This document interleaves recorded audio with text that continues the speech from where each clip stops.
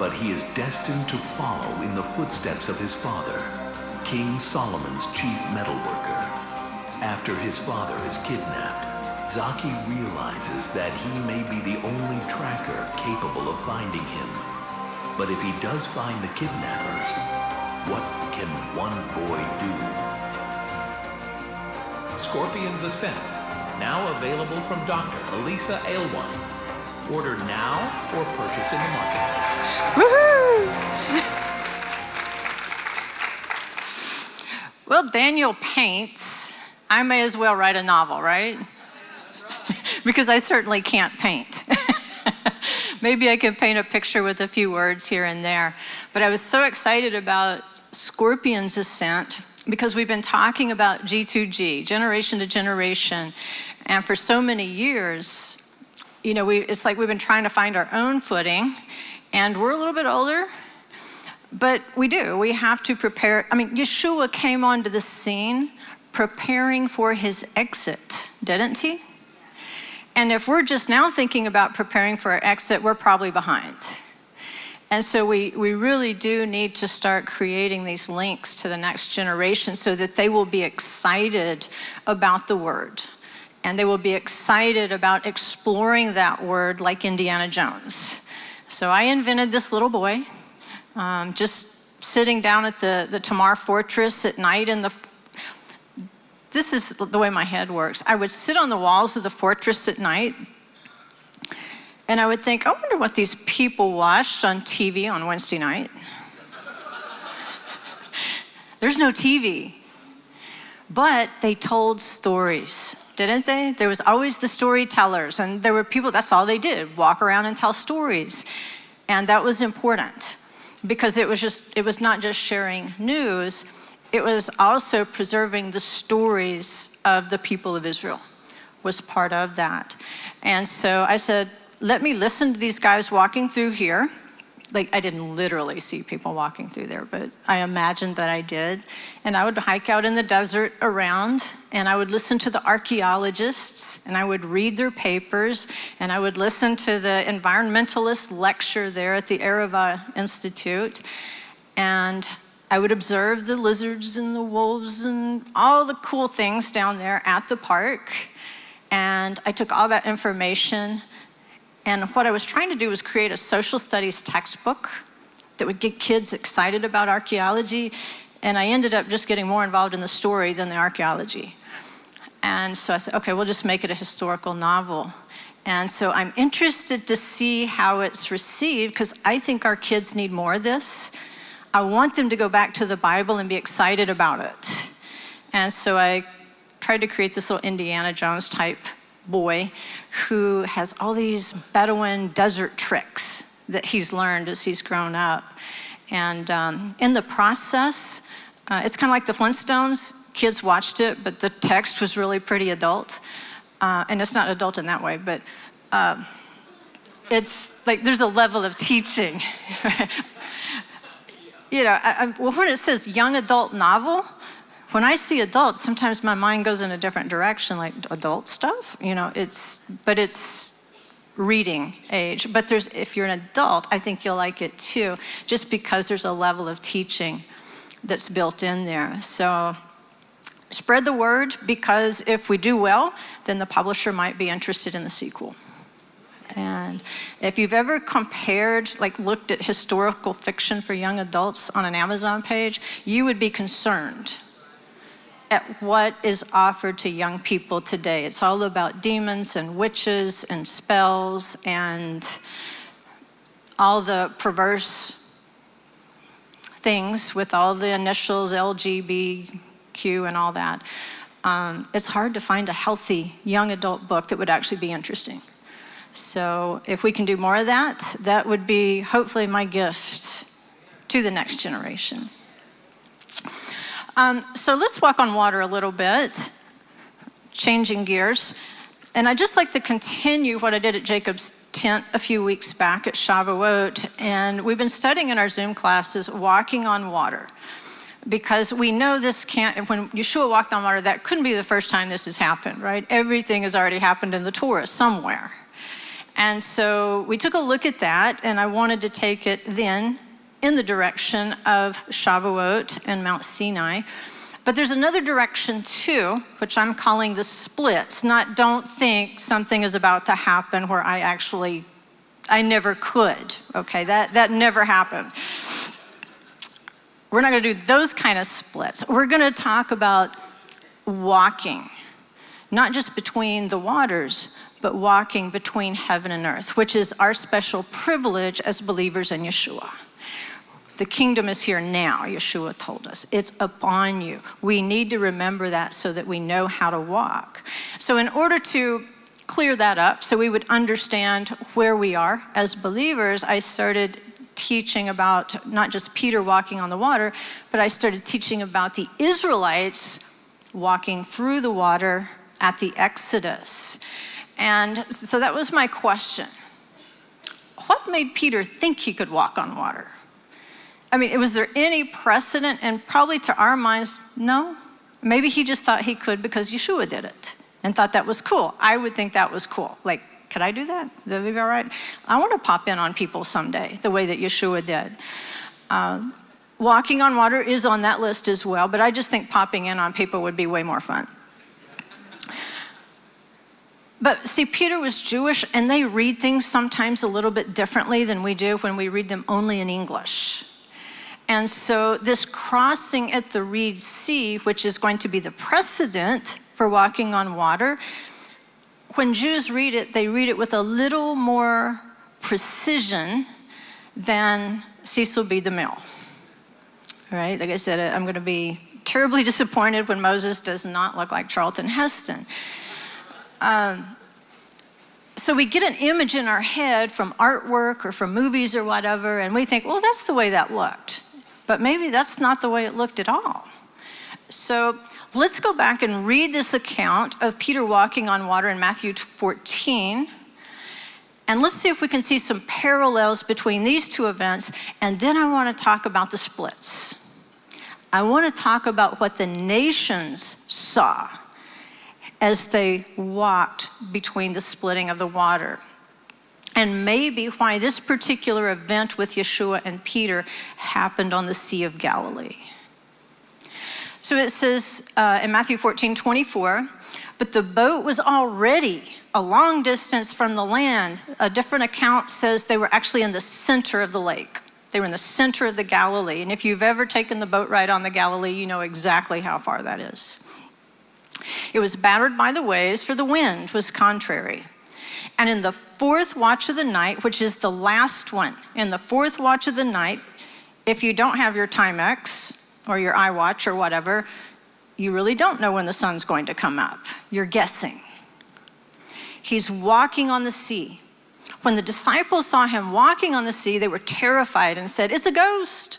And they cried out in fear. But immediately Yeshua spoke to them saying, "Take courage. It is I." I don't think he said, "It is I." He said, Ani. It's me. Don't be afraid. Peter said to him, "Lord, if it is you, command me to come to you on the water." And he said, "Bo, come." It's actually in that text. I was sitting there reading it just a second. Bo is written in here in Hebrew. And Peter got out of the boat and walked on the water and came toward Yeshua. But seeing the wind, he became frightened. And beginning to sink, he cried out, "Lord, save me." Immediately, Yeshua stretched out his hand and took hold of him and said to him, "You have little faith, why did you doubt?" When they got into the boat, the wind stopped. And those who were in the boat worshiped him, saying, "You are certainly God's son."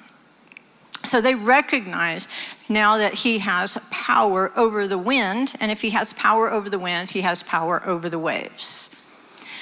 If we compare that account, again, we know that it's going to be a nighttime arranging of the waters of the Reed Sea. These winds are going to blow all night so hard that it's going to pile up these waters and do particular things to them to make a pathway for the Israelites.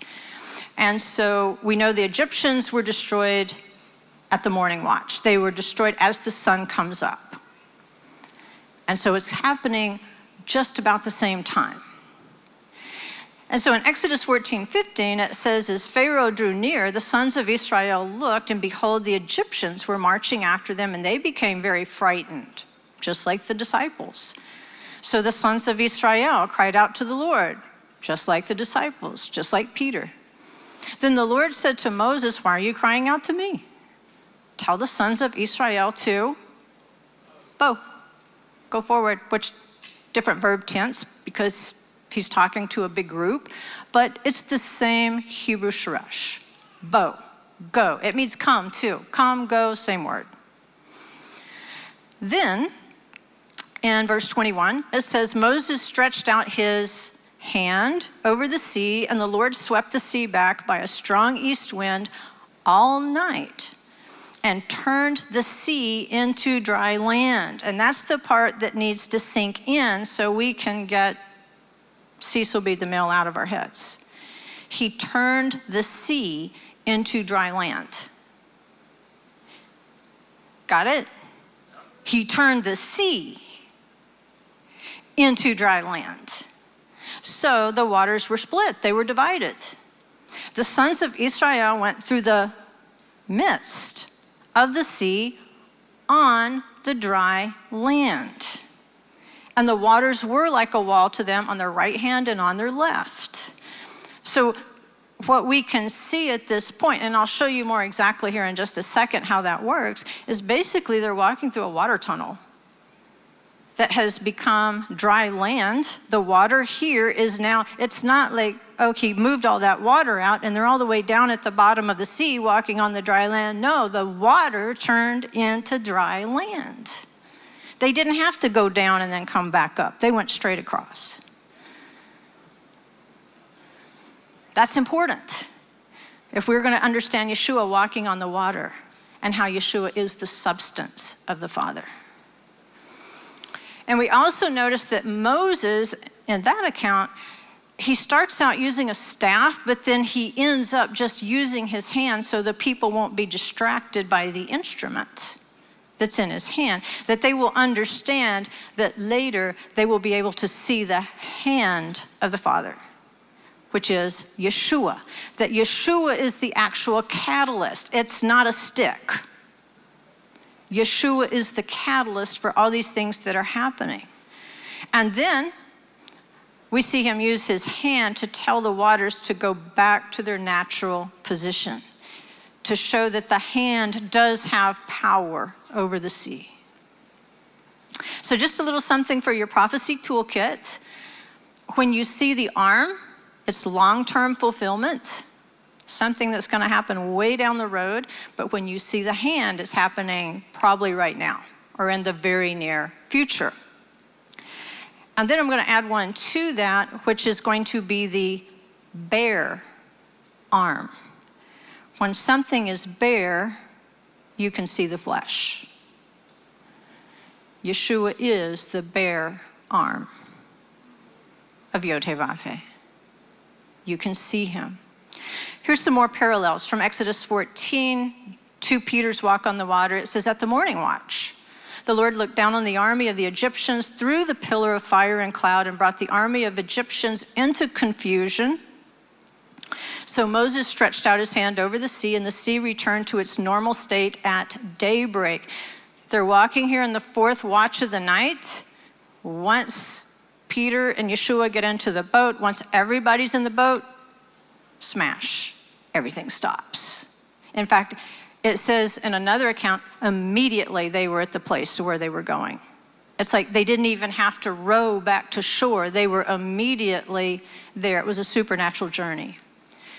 And so the sea returned to its normal state at daybreak while the Egyptians were fleeing right into it. And then the Lord overthrew the Egyptians in the midst of the sea. Thus the Lord saved Israel that day, which is exactly what Peter asked for. He said, Lord, save me. It's okay. Why would he say that? Well, there's a precedent. The Torah is the prophecy and the prophets are its legs, is the old saying. A true prophecy teacher is a Torah teacher. Try that one on. says, when Israel saw the great power which the Lord had used against the Egyptians, the people feared the Lord and they believed in the Lord and his servant Moses. That's pretty much the response that the disciples have when Yeshua gets into the boat. They begin to worship him. And so we say, all right, Peter, I'm not going to judge Peter. I like Peter. I would rather, like I say, die trying than to sit in the boat for the rest of my life and wonder if I could have. Because we get way too many of those moments, like Daniel was saying, in hindsight, I missed a moment. 11 of them missed a moment. Peter took the moment, and so he's in the story. The rest of them aren't named. Peter's in the story. Even like, okay, he's learning. But it says, seeing the wind, he became frightened. You can't see wind. You can see what it does. You can't see the wind. But he had this moment of doubt. He's like, okay, Yeshua, if you are who you say you are, tell me to come to you. In fact, he doesn't say tell me, he says command me. Give me a commandment to obey. Come, bo. And then all of a sudden he sees the forces of the Spirit around him. There's all sorts of forces at work here. Because, it's said that Messiah is the only one who can harness the four winds and make them go where he wants them to go. That's part of the expectation of Messiah. Peter knows this. But for a moment, he doubted that Yeshua was that Messiah who could speak to the four winds and have them to obey. And so, yes, these winds were being contrary. But sometimes when the winds are contrary, it's just to create the path of our rescue. So Peter just needed a little more practice. We have to practice our faith. It's more than just believing, oh yeah, I believe that Yeshua was the Messiah. You have to walk like he is. And so this incident happening on the Galilee, remember this area of the Galilee is referred to Galilee of the nations. It has a prophetic aspect to it. And so what's happening right here on the water is going to have an effect on all the nations. In the same way, most of us have not heard this up until now, that what happened at the Reed Sea was also witnessed by all the nations. That's where we're going with the splits. But you have to have faith that he can, if he has called you, then he will also deliver you to the place where you need to go to tell that message.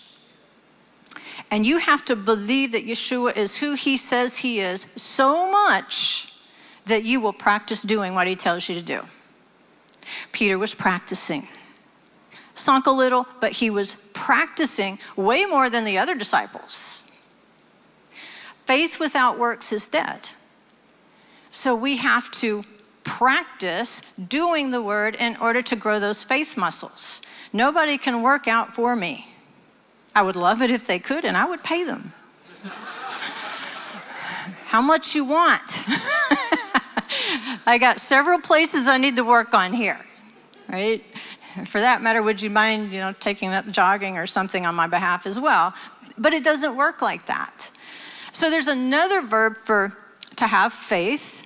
You hear amen. We say amen all the time, or amen. May it be so. But there's a reflexive form of that, which is lehitamen. Lehitamen. You hear amen in there? It means I don't just believe it. I'm going to exercise it. I'm going to do it for myself. I can't pay somebody to have faith for me and walk out the commandments for me. I have to do it for myself. So that's lehitamen. Just like lehit rachetz, you wash yourself. Nobody washes you. That's a different verb. But if you're washing yourself, it's reflexive. Lehitamen is reflexive. You have to have faith for yourself. You have to walk it out for yourself. So when you obey the word, you're building your faith muscles, and that's what Peter's trying to do. He says, command me. Tell me to do it. Because remember, obedience is a direction. When you don't know where you are in the fourth watch of the night and it's as dark as it's going to get and the wind and the waves are overtaking you, obedience is always a direction you can go. If the compass is spinning, obedience is a direction you can go.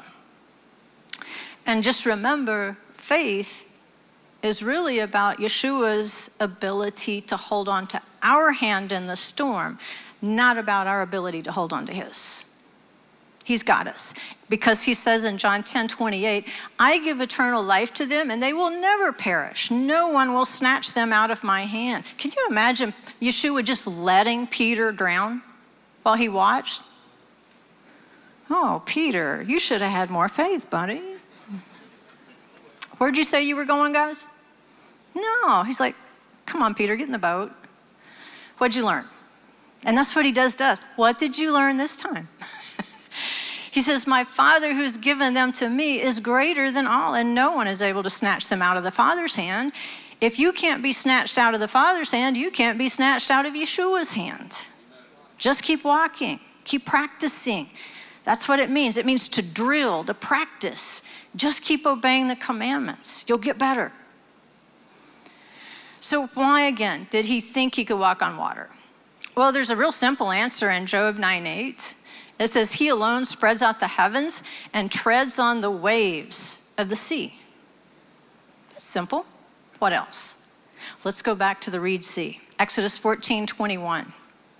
In English, it says, then Moses stretched out his hand over the sea, and the Lord swept back the sea by a strong east wind all night and turned the sea into dry land, so the waters were split. They were divided.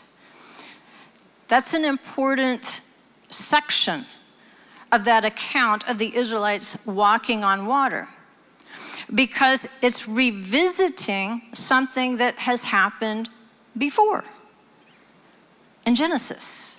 At the creation. Remember, he separates the light from the darkness. He separates the waters from the waters. Then he gathers the water and dry land emerges. So they've read this story before. Well, they've heard this story before. I don't know if it's written down. But they know the story of Genesis 1:6-12. They know that there have been occasions before where waters divided. So we know that the pattern was this. The upper and the lower waters were divided on the second day of creation. Next, on the third day, it says the waters were gathered into one place, and the dry land appeared, and then it began bearing fruit trees. The rabbis say there were actually fruit trees in the water that they could pick from as they walked. And it says the children would cry, and the mothers would reach out there and they would grab a pomegranate or an apple for the kids as they made the journey through. Is it just midrash? Did it really happen? We don't really know, but we know it's based on this. It's a principle based on what happened on the third day, that they realized they were in a semi-supernatural place like the Garden of Eden. So the Hebrew explains, if we were to go back and read that in Hebrew, that the heavens, the waters below the heavens, were gathered into one unified place. It doesn't say echat, which is the number one. It says echad, which means unity, solidarity. El makom echad, into one unified place. So there's the pattern. Upper and lower waters are separated. The waters unify, whatever that means, and dry land appears. And then it says the sons of Israel went through the midst of the sea on the dry land, and the waters were like a wall to them on the right hand and on the left.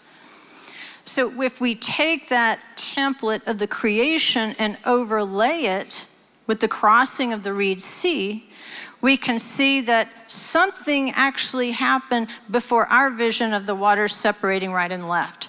That actually there were upper and lower waters that separated. So there's actually water above them, which we would call, what's water above you? A cloud. Not Bill Cloud, not Beth Cloud. You always have to, right? It's just, you can't miss the opportunity. So you have clouds. Later we will be gathered into the clouds. So there's a level of the Shemayim up here.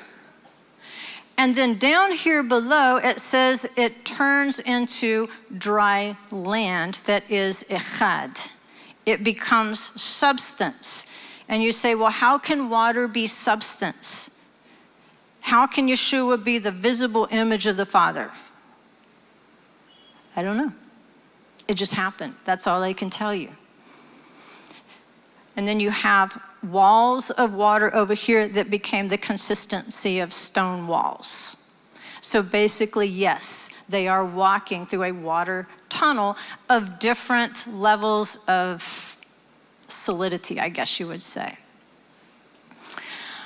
So this journey, it's literally a walk on water, even though the water becomes dry land. So when Peter sees Yeshua's walking around, and the pictures are like the waves are washing over Yeshua, and he's like, no big deal. But basically, he's walking on dry land in the midst of the sea.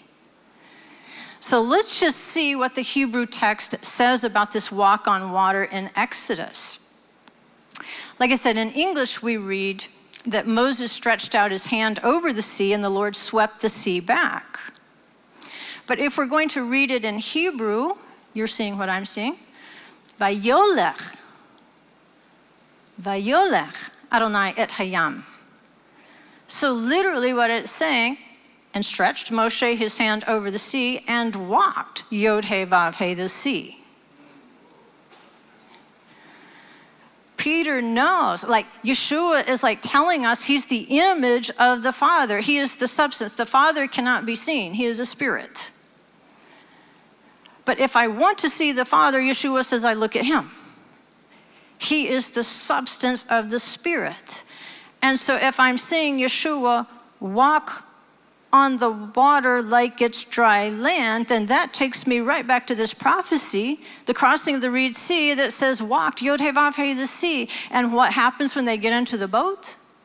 They worshiped him. They understood who he was. What happens, the rabbis say, at exactly the same time that they're crossing through the splits, is not just that the Egyptians being held back by the pillar of cloud are seeing them cross. And because see, from Pharaoh's perspective, like if they did go down, wouldn't they all just kind of disappear for a long time? Because it's a long way down to the bottom. But no, they can see them going straight across, and they think they can too. Just remember that. The enemy that's pursuing you cannot go where you're going. They only think they can. But when they get to the other side, the Israelites break out into the Song of the Sea. Moses and the men start singing, and then Miriam and the women take up the chorus and echo. The rabbis say at the time that they're crossing the sea, the nations themselves also witnessed splitting of the waters all over the entire world. Every single nation experienced something in the world stopped, and bodies of water started splitting all over the world, and every nation saw. Now that sounds pretty incredible, doesn't it? Like, really? Where's that in the Bible? Exodus 15, 14 through 19. It says, the peoples have heard. This is the song right after it happens, guys. This is not 200 years later. Right after the event, this is what the Israelites are singing. The peoples have heard, they tremble. Anguish has gripped the inhabitants of Philistia. The chiefs of Edom were dismayed. The leaders of Moab, trembling grips them. All the inhabitants of Canaan have melted away. Terror and dread fall upon them. By the greatness of your arm, they are motionless as stone. When he says arm, that's a far forward prophecy. This will happen again. Terror and dread fall upon them. By the greatness of your arm, they are motionless as stone. In other words, they were frozen in place and forced to watch the salvation of the Israelites. A day will come when the world will have to stand still. They will be forced to be motionless as stone and watch your final redemption. They won't be able to move as you are rescued. It says, until your people pass over, O Lord, until the people pass over whom you have purchased. You will bring them and plant them in the mountain of your inheritance, the place, O Lord, which you have made for your dwelling, the sanctuary, O Lord, which your hands have established. They're referring basically to the Garden of Eden here. Because remember, one day the Garden of Eden will marry Jerusalem. The land will be called married. The Lord shall reign forever and ever, for the horses of Pharaoh with his chariots and his horsemen went into the sea, and the Lord brought back the waters of the sea on them. But the sons of Israel walked on dry land through the midst of the sea. So from this, they're saying all over the world, nations were forced to watch the splitting of the waters and the salvation of Israel. And from there, they went to Mount Sinai. And the tradition there is that at Mount Sinai, when the Torah went forth, it went forth in the 70 languages of the world. The Torah went out all over the world. It was offered. Do you want this? Only one nation, as a nation, said, we will do and we will hear. The rest, there was only a remnant. There was a remnant among all those nations. And so in Acts chapter 2 at Shavuot, Peter still has the prophecy connections, not just of the crossing of the Reed Sea that he experienced with Yeshua, but now also standing at the foot of Mount Sinai, hearing those 70 languages of the world being offered, and now Peter standing here in Jerusalem at Shavuot, and all of a sudden the disciples are speaking in the languages of the world of those people who have assembled. And they're saying, we're all hearing in our own language. And Peter's like, well, yeah. It's Acts chapter 2, right? Is that what he said? That was supposed to be funny. He didn't know he was writing Acts chapter. Anyway. So that's what we need to remember. Water was dry land. What was spirit was flesh. The Israelites were born again. They were born again in Egypt by the blood of the Lamb, and then they were born again. They were nationally mikvahed as they walked through this tunnel of water and walked to Shavuot where they would receive their covenant. And so he's taking, I want the nations to see this, so they're going to be ready when I offer them in these 70 languages, when I offer them this Torah, they're going to have a little heads up. This is what's coming. Let the righteous remnant get ready and prepare their garments. And among those nations, there was a righteous remnant. Because see, remember, it's always been intended to be a house of prayer for all nations from the beginning. From the time there was a fall, he made a path back. Which for every righteous remnant, there's also a wicked one. Amalek is still out there among the nations. But it tells us that Yeshua is this bared holy arm. That the nations not only saw then, they will see again. Remember, Yeshua, the arm, long-term prophecy, the hand, close.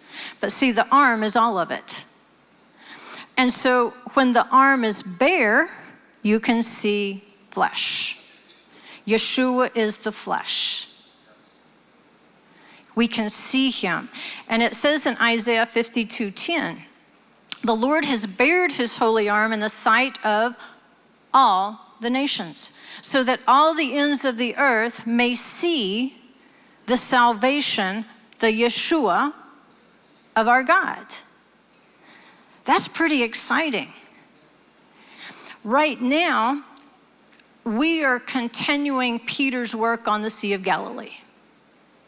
Remember, it's Galilee of the nations. He was telling these disciples, you're fishermen. I called you because you're fishermen.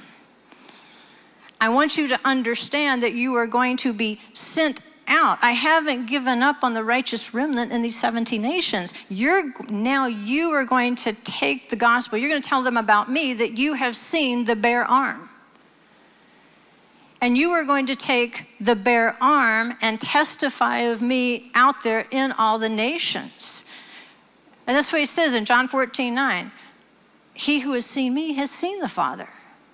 How can you say, show us the Father? They saw the bare arm. He says, I and the Father are one. He says, we are echad.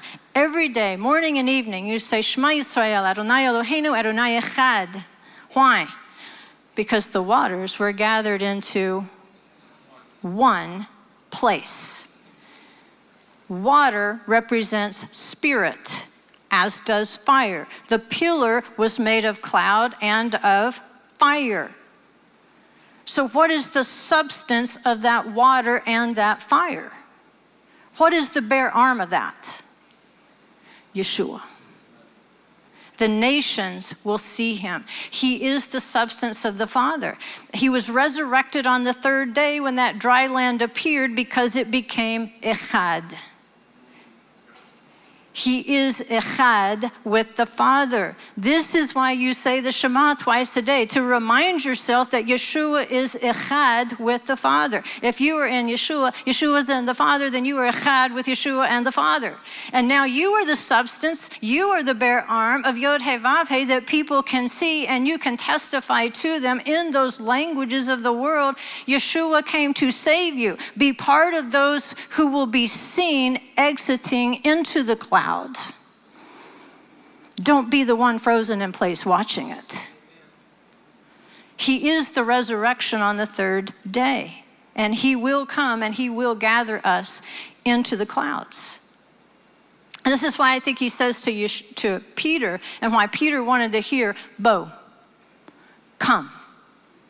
Because that's what was told to the sons of Israel. Vayavau, come. It's a collective congregation form of the verb.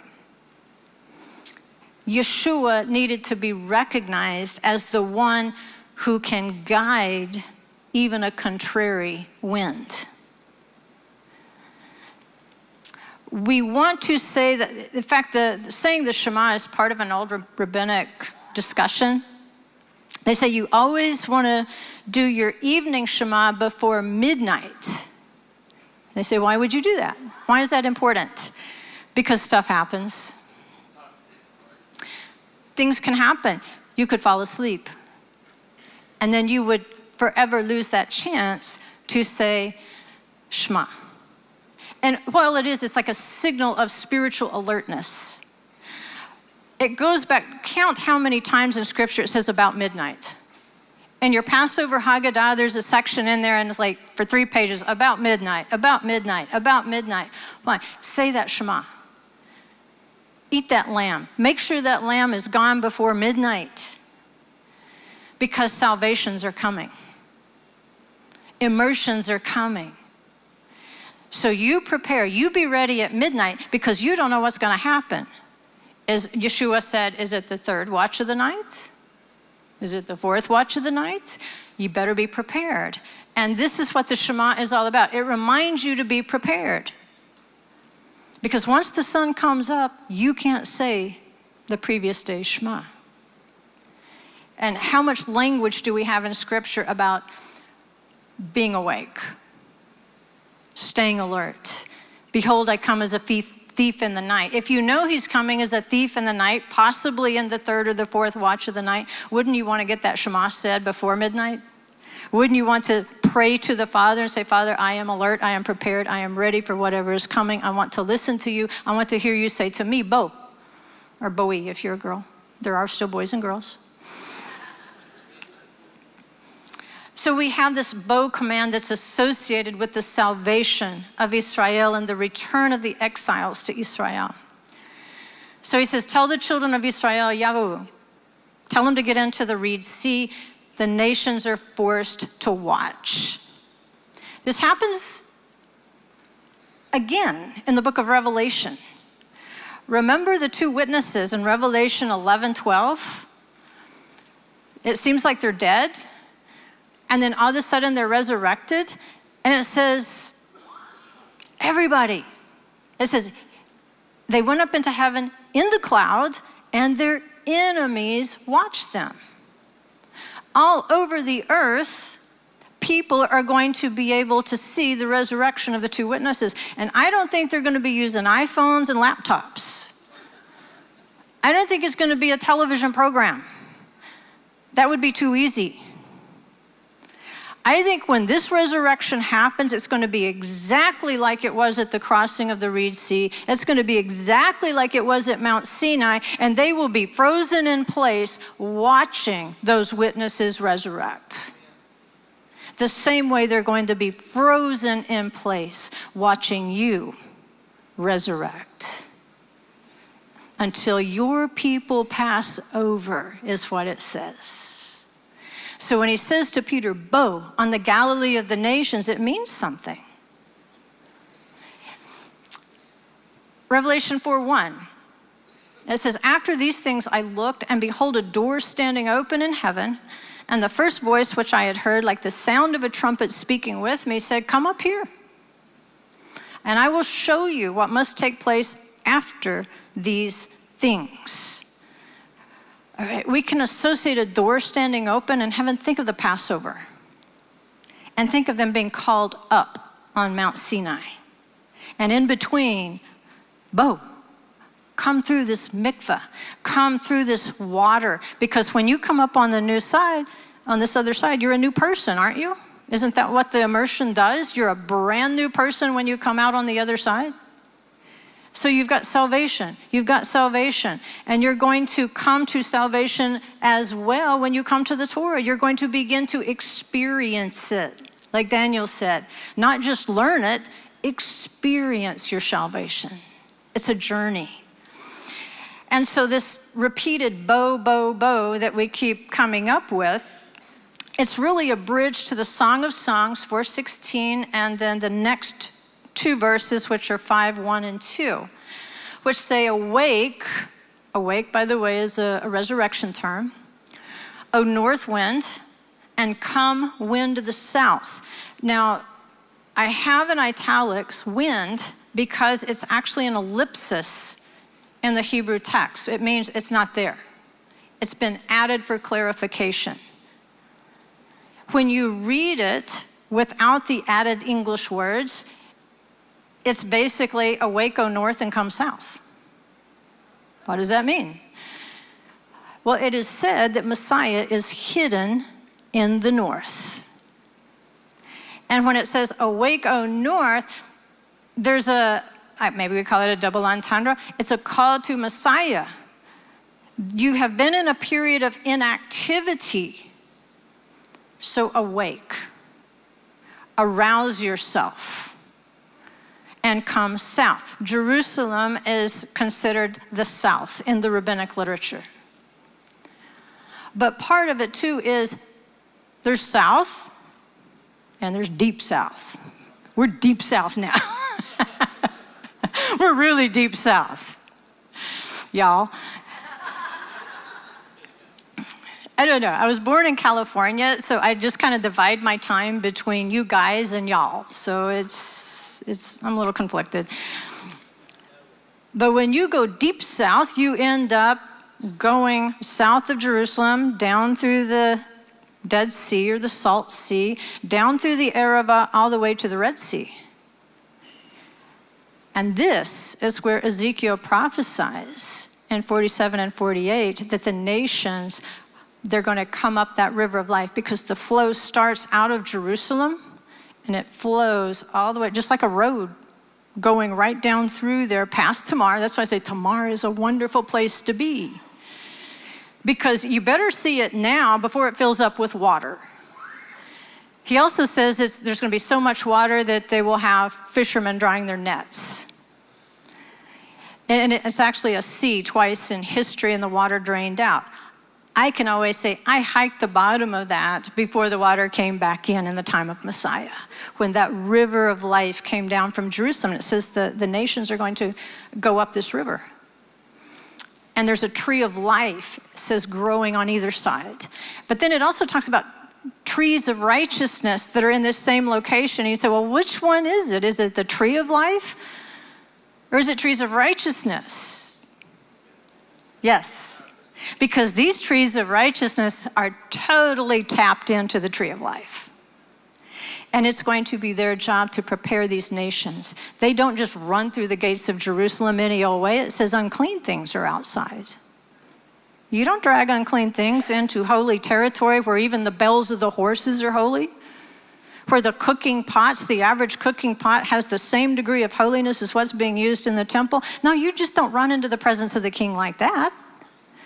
It's going to be our job, a royal priesthood coming to the forefront to say, we are here to help.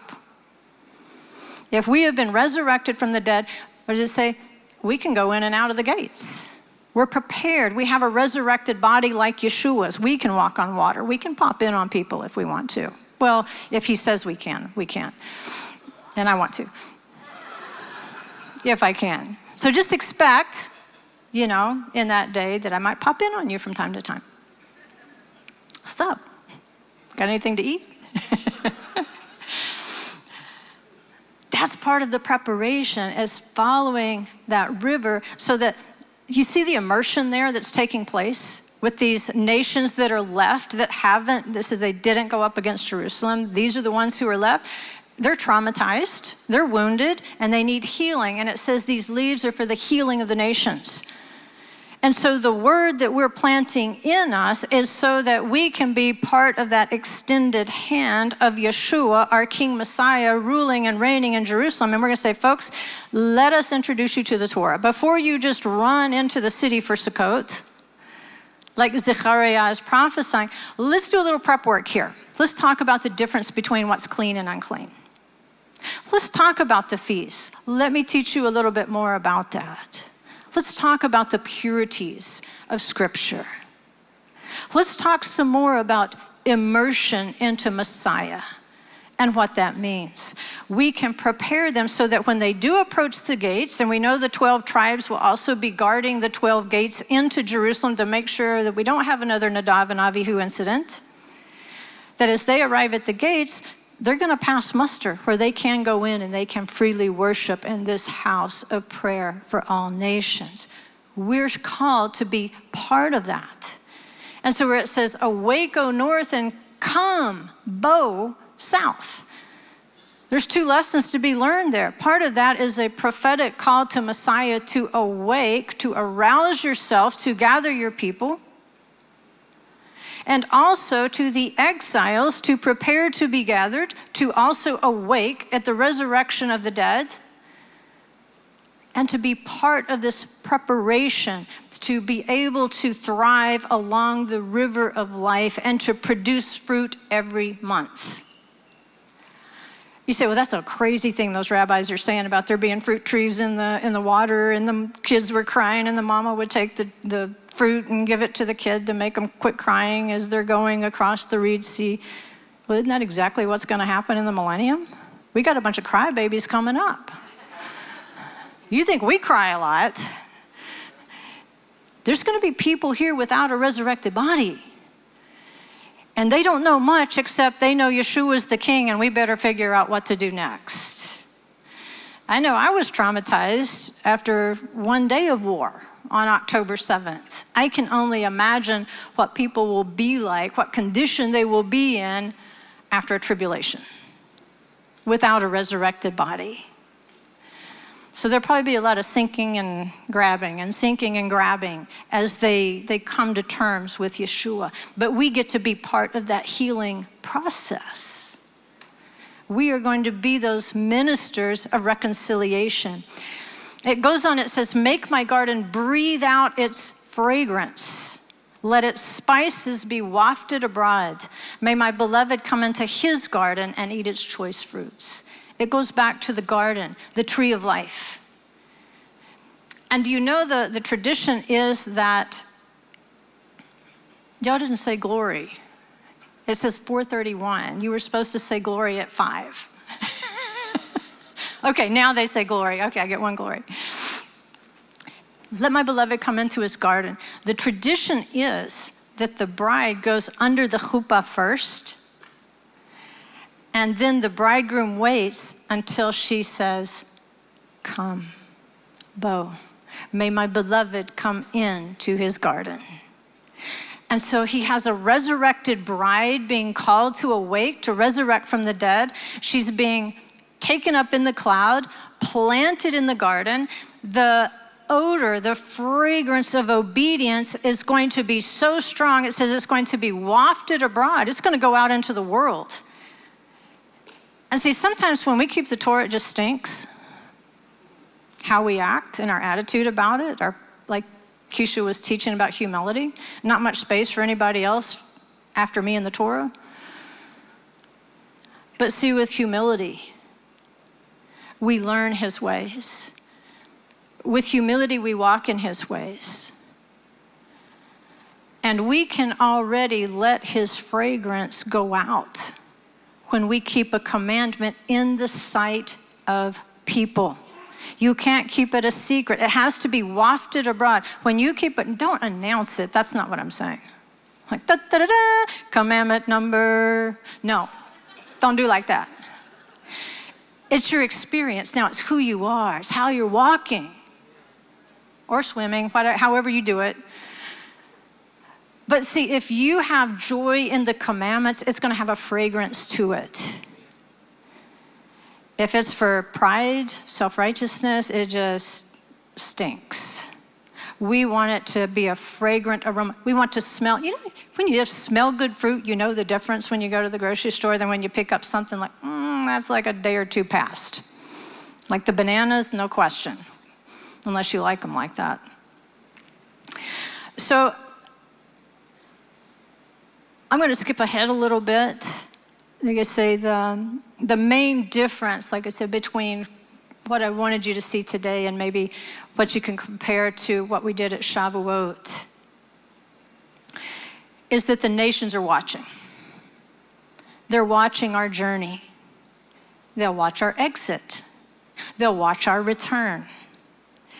And they will imitate what us old folks do, old folks in Yeshua do, as they make that journey up, like Zechariah says, to worship at Sukkot. When they start coming up for the feast, we get to teach them. And they get to imitate what they see us doing. And this is what the Father says, you shall be holy, for I am holy. For now, it's up to us to sanctify ourselves on this earth. Remember, reflexive, lehita man, I have to practice doing it. And if we will practice doing it here, he says, I will sanctify and perfect you in heaven. It's not your job to finish the job. It's your job to walk in the job, do the job, and he makes it perfect at the resurrection. And when people see us walking with that attitude, that will entice them to listen. Tell me about this. The nations of our exile, because now we're out on our Sea of the Galilee. They have to see us walk in holiness. They have to see us walk through the splits. And they have to see us as we take his pomegranates, his commandments, and when we're wounded, we eat that fruit. Because see, if we handle pain the world's way, nothing good's going to come of it. But if we handle our pain his way and take from his word, from his fruit, and comfort our crybaby selves with that, it will produce a resurrection in us. Because we have to show people how to do that so that we can guide them to his house of prayer, like it says in Zechariah 14:16. So we'll end with this.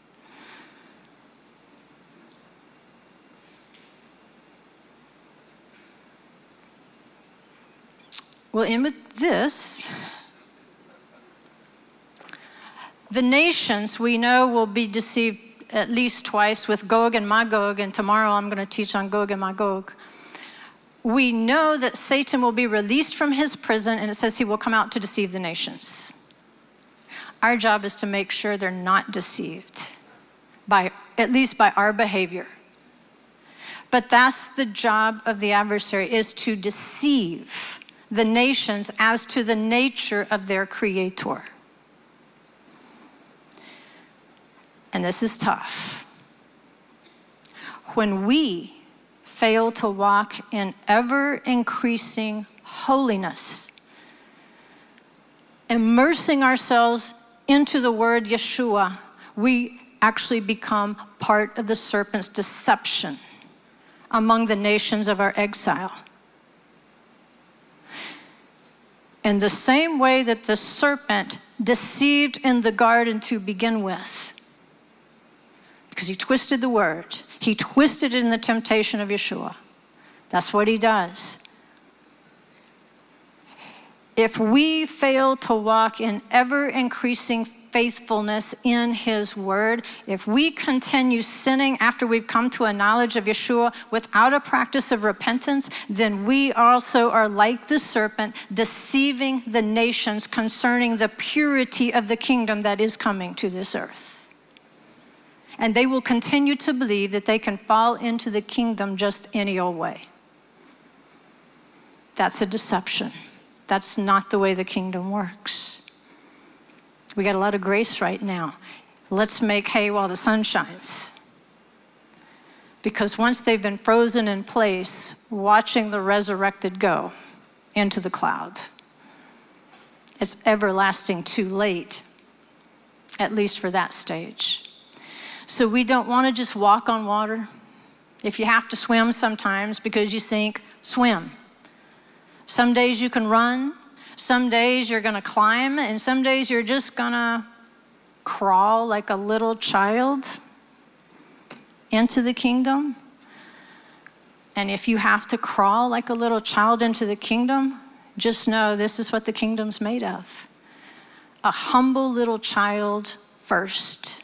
Don't be afraid to just take him at his word and do what you have to do each day to walk in that faithfulness.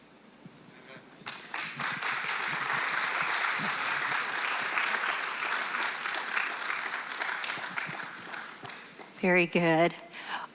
So we do have a couple of changes that we need you to note, and if you would pass the word along, that would be great. The food will not be at the cafe. It will now be here at registration, but you may eat at the cafe. So those who order their meal, you're going to get it right back here at the registration. Also, the workshop tomorrow with Gabe Bello and Cole Hostetler will not be at the Hampton. It's actually going to be here in the lobby at the entrance. So we'll re-announce that a couple more times, but if that's tomorrow afternoon at 3:30, but help us get the word out that no one is going to a workshop at the Hampton. We did get it back over here. Also, the prayer forms, a reminder about that, prayer forms in the prayer box is at registration. So anybody that would like some special prayer for needs, put it in there. The prayer team will pray for them, and let's trust the Father that those answers will come soon. Tonight's service begins at 7:30. We have several special things planned for tonight. And then at 10 o'clock, we have even more special. It's a lot of fun things from 10 until midnight. So we ask you to stick around and watch that. And I think that's it. So let's be dismissed and go get supper and be back here tonight to start at 7:30. So get here a little bit.